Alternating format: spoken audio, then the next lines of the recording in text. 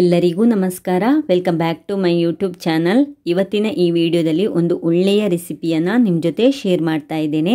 ಅಕ್ಕಿ ರೊಟ್ಟಿ ಮತ್ತು ಬಸಳೆ ಬೆಂದಿ ನಮ್ಮನೇಲಿ ಅಂತೂ ಎಲ್ಲರ ಆಲ್ ಟೈಮ್ ಫೇವ್ರೇಟ್ ರೆಸಿಪಿ ಅಂತಲೇ ಹೇಳ್ಬೋದು.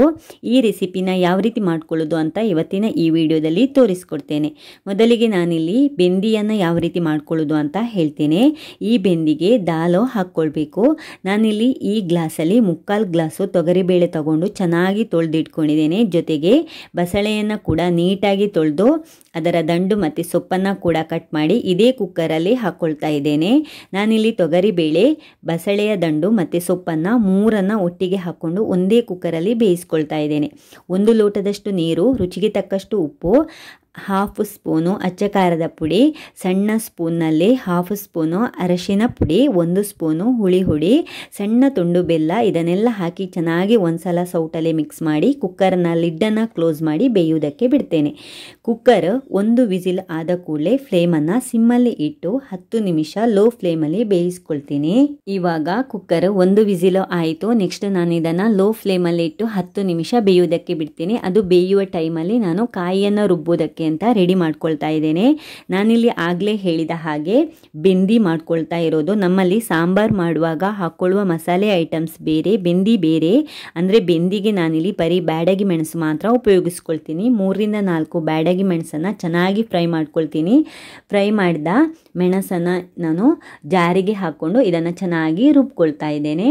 ನೋಡಿ, ಇವಾಗ ರುಬ್ಬಿ ಆಯಿತು, ತುಂಬ ಚೆನ್ನಾಗಿ ಬಂದಿತ್ತು. ಆಮೇಲೆ ಇದಕ್ಕೆ ಒಗ್ಗರಣೆಗೆ ಅಂತ ನಾವು ಬೆಳ್ಳುಳ್ಳಿಯನ್ನು ಯೂಸ್ ಮಾಡ್ಕೊಳ್ತೀವಿ. ನಾನು ಕುಕ್ಕರ್ನ ವಿಸಿಲ್ ರಿಲೀಸ್ ಆಗುವವರೆಗೂ ಬೆಳ್ಳುಳ್ಳಿಯನ್ನು ಕೂಡ ರೆಡಿ ಮಾಡ್ಕೊಳ್ತಾ ಇದ್ದೆ. ಆ ಟೈಮಲ್ಲಿ ಕುಕ್ಕರ್ನ ವಿಸಿಲ್ ಕೂಡ ರಿಲೀಸ್ ಆಯಿತು. ನೋಡಿ, ಚೆನ್ನಾಗಿ ಬೆಂದಿತ್ತು. ಇವಾಗ ಚೆನ್ನಾಗಿ ಬೆಂದಿರುವಂತಹ ಬಸಳೆ, ಆಮೇಲೆ ಬಸಳೆ ದಂಡು, ತೊಗರಿ ಎಲ್ಲ ಇದೆಯಲ್ಲ, ಇದನ್ನು ನಾನಿವಾಗ ಮಸಾಲೆಯನ್ನು ಕೂಡ ಸೇರಿಸ್ಕೊಂಡು ಚೆನ್ನಾಗಿ ಕುದಿಸ್ತಾ ಇದ್ದೇನೆ. ಅದು ಕುದಿಯೋ ಟೈಮಲ್ಲಿ ನಾನು ಬೆಳ್ಳುಳ್ಳಿಯನ್ನು ಫ್ರೈ ಮಾಡಿ ಜೊತೆಗೆ ಅದರ ಜೊತೆಗೇನೆ ಇಲ್ಲಿ ಒಗ್ಗರಣೆಯನ್ನು ಕೂಡ ರೆಡಿ ಮಾಡಿಕೊಂಡು ಆಲ್ರೆಡಿ ಕುದಿದಿರುವಂತಹ ಬೆಂದಿಗೆ ಹಾಕ್ಕೊಳ್ತಾ ಇದ್ದೇನೆ. ತುಂಬ ಚೆನ್ನಾಗಿ ಬಂದಿತ್ತು. ನೀವು ಕೂಡ ಈ ಥರ ಟ್ರೈ ಮಾಡಿ, ತುಂಬ ಚೆನ್ನಾಗಿರುತ್ತೆ ಟೇಸ್ಟ್. ನೆಕ್ಸ್ಟ್ ರೊಟ್ಟಿಯನ್ನು ಯಾವ ರೀತಿ ಮಾಡ್ಕೊಳ್ಳೋದು ಅಂತ ತೋರಿಸ್ಕೊಡ್ತೇನೆ. ನಾನಿಲ್ಲಿ ಊಟದ ಕುಚ್ಚಲಕ್ಕಿ ಅಂದರೆ ರೆಡ್ ಬಾಯ್ಲ್ಡ್ ಅಂತ ಹೇಳ್ತೀವಲ್ಲ, ಅದನ್ನು 2 ಗ್ಲಾಸ್ ಮತ್ತು ಸ್ಟೋರಿನ ಬೆಳ್ತಿಗೆ 3 ಗ್ಲಾಸ್ ಅಂದರೆ ಟೋಟಲ್ 5 ಗ್ಲಾಸ್ ಅಕ್ಕಿಯಲ್ಲಿ ರೊಟ್ಟಿ ಮಾಡ್ಕೊಳ್ತಾ ಇದ್ದೇನೆ. ಅಕ್ಕಿಯನ್ನು ಚೆನ್ನಾಗಿ ತೊಳೆದು ನೆನೆಯೋದಕ್ಕೆ ಬಿಡ್ತೇನೆ. ಇದು ಮಿನಿಮಮ್ 3ರಿಂದ 4 ಗಂಟೆ ಆದರೂ ನೆನೆದಿರಬೇಕು. ನೆಕ್ಸ್ಟ್ ರೊಟ್ಟಿಯನ್ನು ನಾನಿಲ್ಲಿ ಮಾಡೋದಕ್ಕೆ ಅಕ್ಕಿಯನ್ನು ರುಬ್ಬಿ ಹಿಟ್ಟನ್ನು ಕಾಯಿಸಿ ಅದನ್ನು ಉಂಡೆ ಮಾಡಿ ಬಾಳೆ ಎಲೆಯಲ್ಲಿ ಹಪ್ಪಳ ಮಾಡುವ ಮೆಷಿನಲ್ಲಿ ಪ್ರೆಸ್ ಮಾಡಿ ರೊಟ್ಟಿ ಮಾಡ್ಕೊಳ್ತಾ ಇರೋದು. ಇಲ್ಲಿ ಆಲ್ರೆಡಿ ನಾನು ಅಕ್ಕಿಯನ್ನು ರುಬ್ಬಿ ಆಗಿತ್ತು, ಅದನ್ನೆಲ್ಲ ನಾನು ಇನ್ನು ತೋರಿಸ್ಕೊಳ್ಳೋಕ್ಕೆ ಹೋಗಿಲ್ಲ. ನೆಕ್ಸ್ಟ್ ನಾನಿಲ್ಲಿ ಒಂದು ಬಾಣಲೆಯನ್ನು ಇಟ್ಟು ಹಿಟ್ಟನ್ನು ಕಾಯಿಸ್ಕೊಳ್ತಾ ಇದ್ದೇನೆ. ಹಿಟ್ಟು ಹಾಕೋದಕ್ಕಿಂತ ಮುಂಚೆ ಬಾಣಲೆಗೆ ಒಂದು 2ರಿಂದ 3 ಸ್ಪೂನ್ನಷ್ಟು ತೆಂಗಿನ ಎಣ್ಣೆ ಹಾಕ್ಕೊಂಡು ಹಿಟ್ಟನ್ನು ಕಾಯೋದಕ್ಕೆ ರೆಡಿ ಮಾಡ್ಕೊಳ್ತಾ ಇದ್ದೇನೆ. ಜಸ್ಟ್ ಈಗ ಹಿಟ್ಟು ಕಾಯಿಸಿ ಆಯಿತು. ನೆಕ್ಸ್ಟ್ ನಾನೇನು ಸ್ವಲ್ಪ ಹಿಟ್ಟು ಅಂದರೆ ಫುಲ್ ಅದು ತಣಿಯೋದು ಬೇಡ, ಸ್ವಲ್ಪ ಬಿಸಿ ಇರುವಾಗಲೇ ನಾವು ಅದನ್ನು ಉಂಡೆ ಕಟ್ಟಬೇಕು. ಉಂಡೆ ಮಾಡಿ ಆದಮೇಲೆ ನಾನು ಬಾಳೆ ಎಲೆಯಲ್ಲಿ ಅದನ್ನು ಈ ಹಪ್ಪಳೆಲ್ಲ ಮಾಡ್ತೀವಲ್ಲ ಅದರಲ್ಲಿ ಆ ಮೆಷಿನಲ್ಲಿ ನಾನು ಪ್ರೆಸ್ ಮಾಡಿ ರೊಟ್ಟಿ ಮಾಡ್ಕೋತೀನಿ. ಯಾವ ಥರ ಅಂತ ಮುಂದೆ ನೀವೇ ವಿಡಿಯೋ ನೋಡಿ ನಿಮಗೂ ಗೊತ್ತಾಗುತ್ತೆ. ನಾನು ಆಗಲೇ ಹೇಳಿದ ಹಾಗೆ ಈ ಹಿಟ್ಟು ಪೂರ್ತಿ ತಣಿಯೋದಕ್ಕಿಂತ ಮುಂಚೆನೇ ನಾವು ಉಂಡೆ ಮಾಡಬೇಕು. ಯಾಕಂದರೆ ಹಿಟ್ಟು ಪೂರ್ತಿ ತಣಿದ್ರೆ ಉಂಡೆ ಮಾಡೋದಕ್ಕೆ ಚೆನ್ನಾಗಿ ಬರಲ್ಲ. ಜೊತೆಗೆ ಉಂಡೆ ಕೂಡ ಬಿಸಿ ಇರುವಾಗಲೇ ರೊಟ್ಟಿಯನ್ನು ಮಾಡಿದರೆ ರೊಟ್ಟಿ ತೆಳುವಾಗಿ ಚೆನ್ನಾಗಿ ಬರುತ್ತೆ.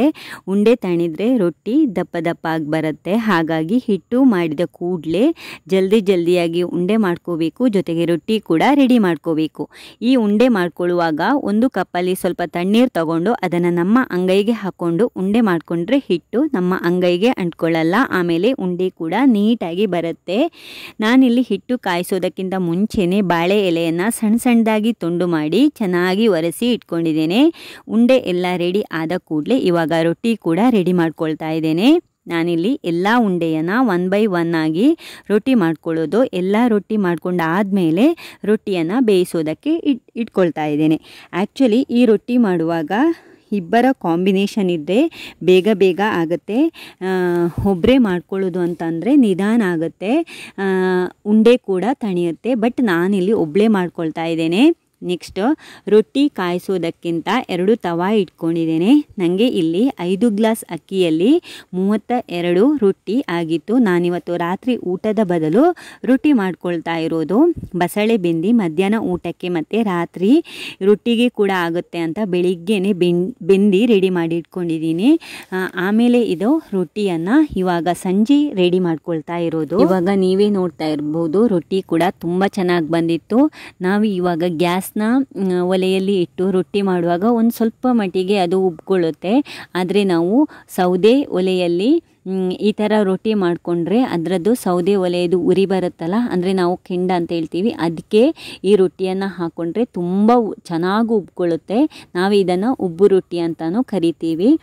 ನಾನು ಫಸ್ಟ್ ಇಲ್ಲಿ 1 ರೌಂಡು ರೊಟ್ಟಿಯನ್ನೆಲ್ಲ ಕಾಯಿಸಿದ ಮೇಲೆ ಅಪ್ಪನಿಗೆ ಕೊಟ್ಟೆ ತಿಂಡಿ ಮಾಡೋದಕ್ಕೆ. ಆಮೇಲೆ ನನ್ನ ಕೆಲಸವನ್ನು ಕಂಟಿನ್ಯೂ ಮಾಡ್ಕೊಳ್ತಾ ಇದ್ದೇನೆ.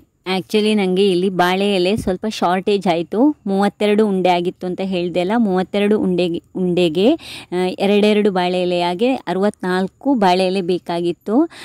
ನನಗೆ ಇಲ್ಲಿ ಸ್ವಲ್ಪ ಶಾರ್ಟೇಜ್ ಆಯಿತು. ತಗೊಂಡು ಬರೋಣ ಅಂದರೆ ಕತ್ತಲೆ ಬೇರೆ ಆಗಿತ್ತು. ಒಂದು ಸಲ ಯೂಸ್ ಮಾಡಿದ ಬಾಳೆ ಎಲೆಯನ್ನೇ ಸೆಕೆಂಡ್ ಟೈಮ್ ಕೂಡ ಯೂಸ್ ಮಾಡಿದೆ. ಬಟ್ ಅದು ಅಷ್ಟು ಚೆನ್ನಾಗಿ ಬರಲ್ಲ. ಬಾಳೆ ಎಲೆ ಕೂಡ ರೋಸ್ಟ್ ಆಗಿರುತ್ತೆ ಅಲ್ವಾ, ಆಮೇಲೆ ಉಂಡೆ ಕೂಡ ತಣ್ಣದಿರುತ್ತೆ. ಹಾಗಾಗಿ ಅದು ಸ್ವಲ್ಪ ತುಂಬ ಏನಲ್ಲ, ಸ್ವಲ್ಪ ಮಟ್ಟಿಗೆ ದಪ್ಪ ಆಗಿತ್ತು ರೊಟ್ಟಿ. ಫಸ್ಟ್ ಟೈಮ್ ಮಾಡಿದ ರೊಟ್ಟಿಯನ್ನು ಅಪ್ಪನಿಗೆ, ಹಸ್ಬೆಂಡಿಗೆ, ಮಗನಿಗೆ ಕೊಟ್ಟು ನಾನು ಸ್ವಲ್ಪ ದಪ್ಪ ಇರುವಂತಹ ರೊಟ್ಟಿಯನ್ನು ತಗೊಂಡೆ. ತುಂಬ ಏನು ದಪ್ಪ ಆಗಿಲ್ಲ, ಒಂದು ಸ್ವಲ್ಪ ಮಟ್ಟಿಗೆ ದಪ್ಪ ಆಗಿತ್ತಷ್ಟೇ. ಇವತ್ತು ಅತ್ತೆ ಬಸಳೆ ಕೊಟ್ಟಿದ್ರು. ಆ ಬಸಳೆಯಿಂದ ನಾನು ಬಸಳೆ ಬೆಂದಿ ಮತ್ತು ಅಕ್ಕಿ ರೊಟ್ಟಿ ಮಾಡಿರುವಂಥದ್ದು. ನಾನು ಕೂಡ ಬಸಳೆ ಮಾಡಿದ್ದೆ. ಅದು ಕೊಯ್ಯುವಷ್ಟು ಬಳ್ಳಿ ಮುಂದಕ್ಕೆ ಹೋಗಿಲ್ಲ. ಈ ಥರ ರಾತ್ರಿ ಏನಾದರೂ ನಾವು ಸ್ಪೆಷಲ್ ಐಟಮು ಇಲ್ಲ ತಿಂಡಿ ಮಾಡ್ಕೋತೀವಿ ಅಂದರೆ ಸಂಜೆನೇ ಅದಕ್ಕೆ ತಯಾರಿ ಮಾಡ್ಕೊಳ್ಬೇಕಾಗತ್ತೆ. ಬೇರೆ ಯಾವ ಕೆಲಸದಲ್ಲಿ ನಮಗೆ ಇನ್ವಾಲ್ವ್ ಮಾಡೋಕ್ಕಾಗಲ್ಲ. ನೋಡಿ, ಇವಾಗಲೇ ಟೈಮ್ ಬೇರೆ 10 ಕಾಲಾಗಿತ್ತು. ಕಿಚನ್ ಫುಲ್ ಮೆಸ್ಸಿ ಆಗೋಗಿದೆ. ನಾನು ಇವಾಗ ಫಸ್ಟು ತಿಂಡಿಯನ್ನು ತಿಂದು ಆಮೇಲೆ ಕಿಚನ್ ಕ್ಲೀನ್ ಮಾಡ್ಕೊಳ್ಳೋಣ ಅಂತ ಅಂದ್ಕೊಂಡಿದ್ದೇನೆ. ಎಷ್ಟೇ ಸುಸ್ತಾದರೂ ನಾನು ಕಿಚನನ್ನು ಆ ದಿವಸನೇ ಸಿಂಕಲ್ಲಿರುವ ಪಾತ್ರೆಯನ್ನೆಲ್ಲ ತೊಳೆದು ಕ್ಲೀನ್ ಮಾಡಿ ಇಟ್ಕೊಂಡಿರ್ತೀನಿ. ಅಂದರೆ ನಾಳೆ ಬೆಳಿಗ್ಗೆ ಎದ್ದೇಳಬೇಕಿದ್ರೆ ನನಗೆ ಕಿಚನ್ ಫುಲ್ ಕ್ಲೀನಾಗಿ ಪಾಸಿಟಿವ್ ಮೈಂಡಿಂದ ನಾನು ಕೆಲಸ ಮಾಡಬೇಕು ಅನ್ನೋದು ನನ್ನ ಇಂಟೆನ್ಷನ್. ನಾನು ಅಡಿಗೆ ಮಾಡೋದಕ್ಕೆ ಶುರು ಮಾಡಿದಾಗಿಂದಾನೇ ಇದೇ ಥರ ನಾನು ಫಾಲೋ ಮಾಡಿರುವಂತಹ ಒಂದು ಅಭ್ಯಾಸ. ನಾನು ಈ ವಿಡಿಯೋನ ಇಲ್ಲಿಗೆ ಎಂಡ್ ಮಾಡ್ತಾ ಇದ್ದೇನೆ. ಇನ್ ಕೇಸ್ ನಿಮಗೇನಾದರೂ ಈ ವಿಡಿಯೋ ಇಷ್ಟ ಆಯಿತು ಅಂತಂದರೆ ಪ್ಲೀಸ್ ಲೈಕ್ ಮಾಡಿ, ನಿಮ್ಮ ವ್ಯಾಲ್ಯೂಯೇಬಲ್ ಸಜೆಷನನ್ನು ನನಗೆ ಕಾಮೆಂಟ್ ಮಾಡಿ ತಿಳಿಸಿ. ಇನ್ನೊಂದು ಹೊಸ ವಿಡಿಯೋದಲ್ಲಿ ಹೊಸ ಕಂಟೆಂಟ್ ಮೂಲಕ ನಾನು ನಿಮಗೆ ಸಿಗ್ತೀನಿ. ಅಲ್ಲಿವರೆಗೂ bye, take care, love you all.